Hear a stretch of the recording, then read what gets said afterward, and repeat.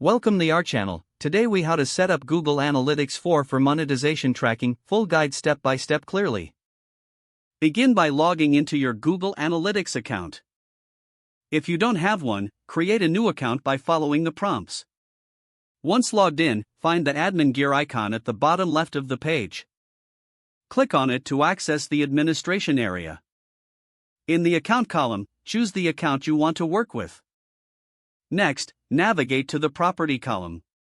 Here, select Create Property to set up a new property for Google Analytics 4. You will see a form asking for the property name. Enter an appropriate name that reflects your website or app.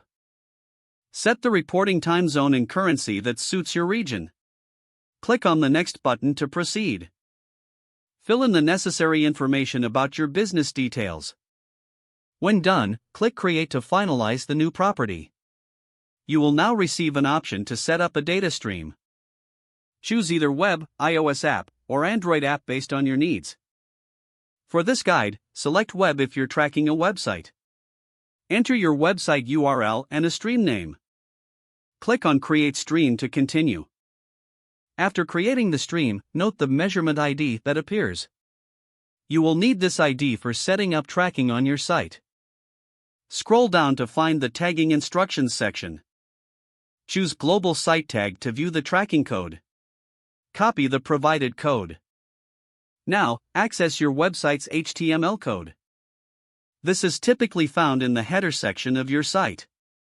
Paste the Global Site Tag code right before the closing /head tag.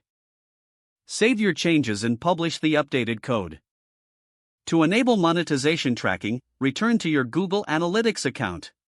Don't forget to like this video and subscribe to our channel for more step-by-step tech guides.